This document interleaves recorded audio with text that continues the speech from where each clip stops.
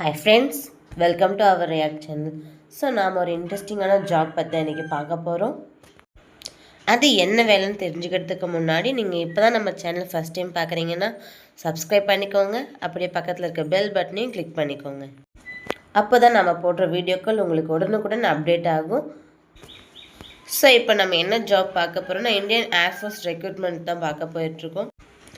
இந்த வேலைக்கு யார் யாரெல்லாம் எலிஜிபிள், யார் யாரெல்லாம் அப்ளை பண்ணலாம், எப்படி அப்ளை பண்ணலான்றத வீடியோக்குள்ளே பார்க்கலாம். ஸோ ஸ்கிப் பண்ணாமல் ஃபுல் வீடியோவும் பாருங்கள்.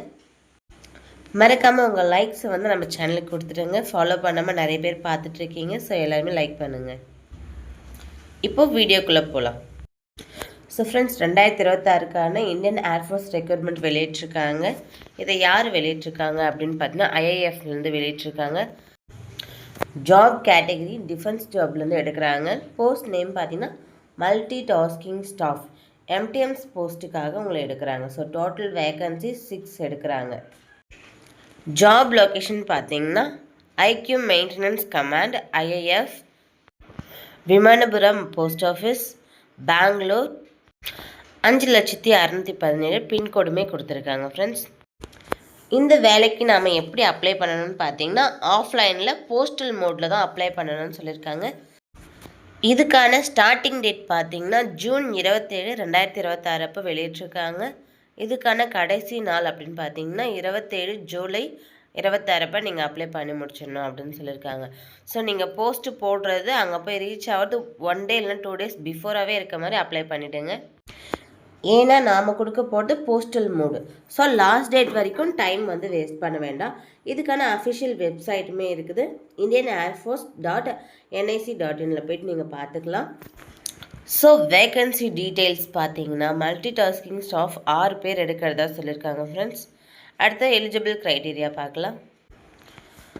ஸோ எலிஜிபிள் க்ரைட்டீரியாவில் மல்டி டாஸ்கிங் ஸ்டாஃப்க்கு என்ன கேட்டிருக்காங்கன்னா குவாலிஃபிகேஷன் மெட்ரிகுலேஷன் பாஸ் ஆர் அதுக்கு சமமான என்ன படிச்சிருந்தாலும் ஓகே. இது வந்து ரெகக்னைஸ்டு யூனிவர்சிட்டி இல்லைனா போர்டில் வந்து நீங்கள் கம்ப்ளீட் பண்ணியிருக்கணும் அப்படின்னு சொல்லியிருக்காங்க.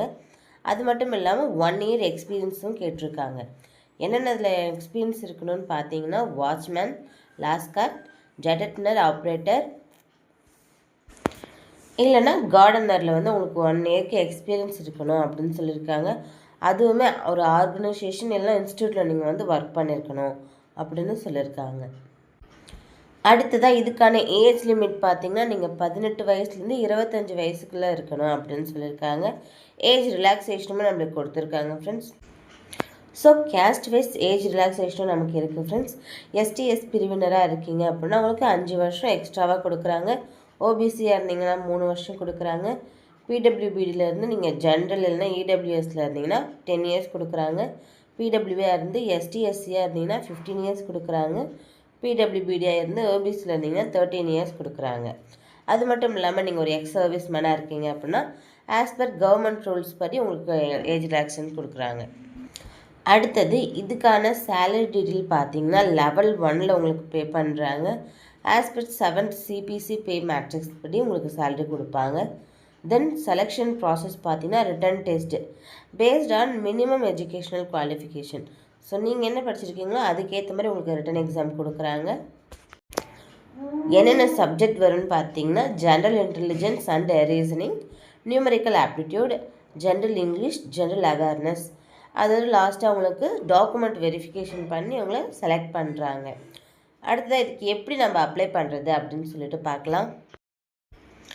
ஸோ வந்து அப்ளிகேஷன் கொடுத்துருக்காங்க, அதை ஃபில் பண்ணி கூட அட்டஸ்டோட உங்களோட சர்டிஃபிகேட் காப்பீஸ்லாம் போஸ்ட் பண்ணணும் அப்படின்னு சொல்லியிருக்காங்க. எங்கே போஸ்ட் பண்ணணும்னு பார்த்தீங்கன்னா commanded IAM, IAF, Vimanapura post office, Bangalore, pincode 560017. இதுக்கு வந்து நீங்கள் அப்ளை பண்ணணும் அப்படின்னு சொல்லியிருக்காங்க. ஸோ என்வலப் வந்து மஸ்ட்டாக இருக்கணும், உங்களுடைய என்வலப் வந்து முக்கியமாக இருக்கணும் அப்படின்னு சொல்லியிருக்காங்க. என்வலப்பில் 10 ரூபிக்கான ஸ்டாம்ப் வந்து இருக்கணும் அப்படின்னு சொல்லியிருக்காங்க. ஸோ அகைன் சொன்ன மாதிரி தான் ஃப்ரெண்ட்ஸ், ஜூன் 27லேருந்து ஜூலை 27 வரைக்கும் உங்களுக்கு டேட் கொடுத்துருக்காங்க.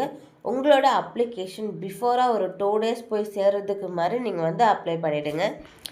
இதுக்கான லாஸ்ட் டேட் ஜூலை 27, 2026 வரைக்கும் உங்களுக்கு டைம் கொடுத்துருக்காங்க. ஸோ லாஸ்ட் டேட் போய் ரீச் ஆகிற மாதிரி போடாமல் பிஃபோராக போய் சேர்கிற மாதிரி நீங்கள் போட்டுக்கோங்க. இம்பார்ட்டண்ட் லிங்க்ஸுமே நான் வந்து டிஸ்கிரிப்ஷனில் கொடுத்துருக்கேன், போய் செக் பண்ணிக்கோங்க. இந்த மாதிரி இன்ட்ரெஸ்டிங்கான ஜாப்ஸ் பற்றி தெரிஞ்சுக்க நம்ம சேனல் சப்ஸ்கிரைப் பண்ணிக்கோங்க. அப்படியே பக்கத்தில் இருக்க பெல் பட்டனையும் கிளிக் பண்ணிக்கோங்க. மறக்காமல் லைக்ஸ் கொடுங்க ஃப்ரெண்ட்ஸ். ஸோ நீங்கள் கொடுக்குற ஒரு லைக்ஸ்க்கும் நம்ம சேனல்லேருந்து இன்னும் அப்டேட்டான விஷயங்களை நம்ம போட்டுகிட்டே இருப்போம். ஸோ வேலை தேடிட்டு இருக்க உங்கள் ஃப்ரெண்ட்ஸ் அண்ட் ஃபேமிலிக்கு இதை ஷேர் பண்ணுங்கள். தேங்க்யூ.